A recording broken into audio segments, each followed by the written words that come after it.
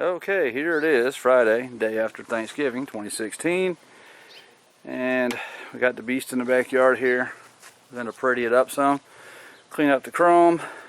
We're going to wipe everything down real good, maybe throw a little wax on the paint. It does look pretty cool. So you can see one of the saddlebags is already off. Pretty easy getting it off. Really need bigger saddlebags. We're still working on that.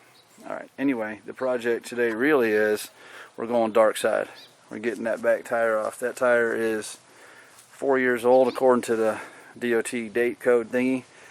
And sometimes, man, it is just like, it's like riding on ice. It doesn't grab for squat. And I've never had trouble with Metzlers. But then again, I've never had a bike this big either. But anyway, we're going dark side with the General Ultimax, I think it's RT43, with the guys on the forum recommend and swear by, and I must say it is an awesome looking tire. I'm needing tires for my car here very soon, and that tire looks like it might do well in my car as well. But today's project is get it on here, get this thing cleaned up, because it is 70 degrees out right now, and it's just before noon. So here's the before picture, and I'm going to film part of this. And it's the first time I'm ever taking anything off this bike, so this will be an experiment. Okay, and we'll be back. Okay, we got the brake pads out. Brake pads on this thing are a whole lot different than any other brake pads ever. One pin bolt comes out and you can slide them out. That is very different, but here it is with them out. You probably can't tell. See if I can zoom in on. It's kind of hard with the sunshine. Yeah, that right there. That's where the pin goes. Incredible. Very simple. And it turns out the caliper rests on that bracket, and they're also using it as a spacer for the wheel. So you don't even have to take the caliper off the bracket. Just take off. Yeah, I got the nut off of there. Left with the exhaust on. A wrench will do wonders. And that is the, I think it's called caliper bracket retaining bolt, something like that. Pull that baby off and then move the caliper out of the way once the axle bolt comes off, and the wheel's going to come out.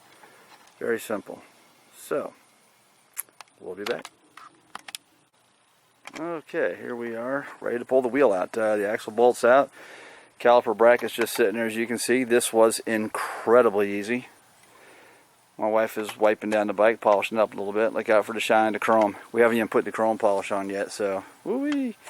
My job is to get this tire changed out while she does that. I'm going to clean the wheels up real sparkly, but I do that after we get the tire changed, just to make it easier. So we're going to pull the wheel out now, and we'll be back. Okay, wheel is off. That is absolutely, for sure, 100% the absolute easiest motorcycle wheel I've ever taken off. Well, I should say rear wheel. Front wheels are always easier. Wow. That thing just locks right in. You know, looking at those splines, it's no wonder, you know, the power can be handled on this shaft drive. This is the smoothest shaft drive I've ever seen too, so I don't know. Let's move this. I got this thing on the tripod. But yeah, there's the tire. The wheel. And looking at the tire itself, the camera's probably not really going to show it that well, but this tire is bad. It is worn absolutely funny, and it's no wonder it was giving me the impression that it was like riding on ice. And this thing's a lot worse condition than I expected to find. So I did not do my super duper burnout before I changed this out. Wife wasn't thrilled about it. She's in the house right now, so I can say that. But decided just safety, we're not going to do it. Now, being that it has that big gangster, as someone called it on the forum, rear fender, it was kind of fun wiggling it out of there. The only problem we might have is getting the other one back in, because that multi-purpose tire that some people call car tires, it's a bit wider at the tread area because it's not curved. So we'll come up with a way. But right now it's sitting on a stand, front wheel touching the ground, everything's safe. She's a polishing, and I get to have the fun of doing this with hand tools without tearing up the rim. So this will take a little while, But here's the last look of it mounted. Okay, here we are with the motorcycle tire off. That thing, we'll just say I wanted to be on pretty good. Doing it nice and gentle with moving this thing on a tripod. And let's make sure you can see it. I use the hand tools and the little guardy thingy things I got at Cycle Gear, and you just move slow because you don't want to tear the rim up, and it's no problem. You just move slow. Okay, that car tire is actually going to be easier to put on. Well, it was on the scooter anyway. But we'll be back. Okay, you can see the tire sitting there ready to go. I picked out what side I want on. It's not a directional tire, but I want to read all the important information of the tire while it's on the kickstand, so all that is going to be on the right side. So that's why it's sitting like it is. I'm also going to be putting in balance beads. I forgot the exact name of these. These are made of ceramic from Checkered Flag in Flagstaff, Arizona. I've been using them for years on bikes. They are phenomenal. Every time you stop, all the beads go to the bottom, you start rolling, it rebalances again. Not totally sure how many to use on this little setup here. I've never gone more than 3 ounces before, but the tire's a little bigger, so we decided we're going to go ahead and go with 4 ounces.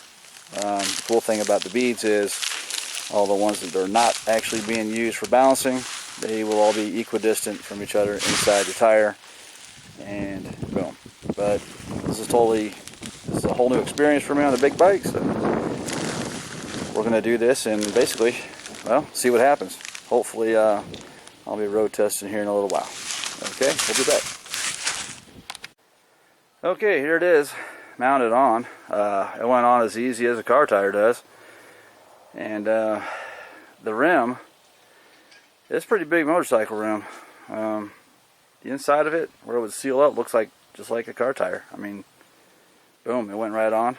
It helps to lube it up properly if it was going to be an issue. I do have the quote tire butter that people use on stubborn tires. That stuff works miracles, but we did not have to do that.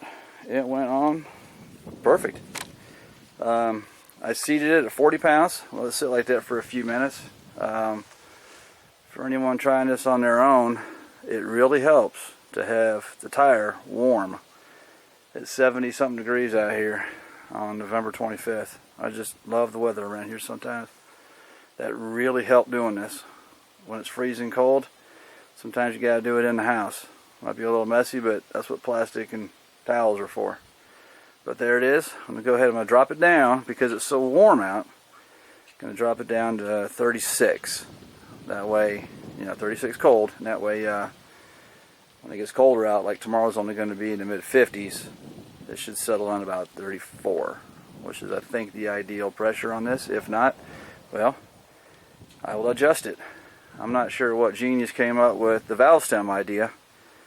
It's in a really wacky place and kind of hard to get at. I wish a 90-degree piece was on there, maybe next time. And I just noticed I forgot to take the old weights off.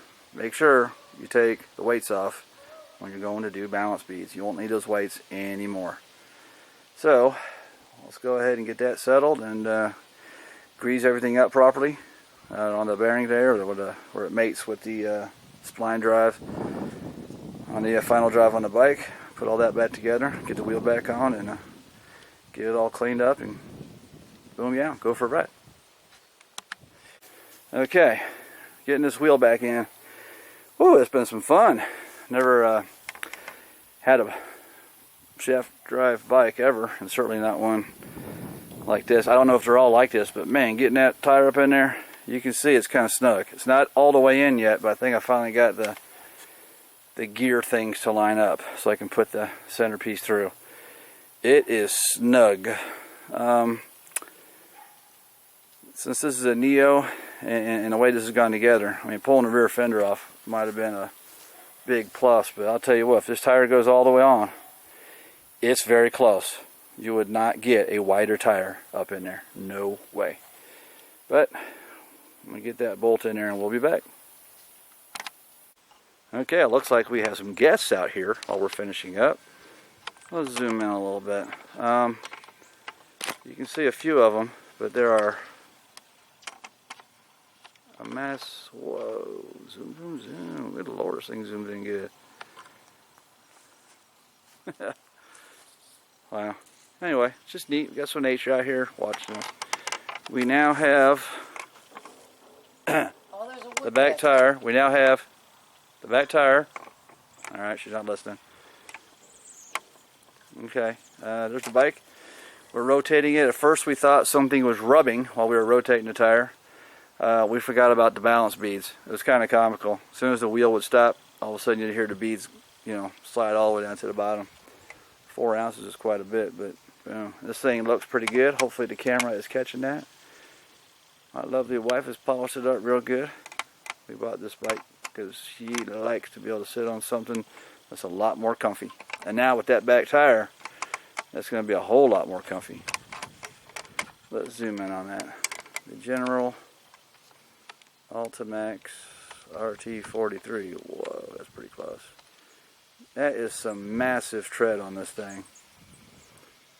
What's really cool is it has writing in the middle of the treads saying something about tread wear or something or other. So I'm guessing that when you can no longer read that, the tire is worn down to the point where it needs to be replaced. Huh. But anyhow, we're going to finish cleaning this up and go for a test ride. Being recorded. Alright, we're going for a test ride.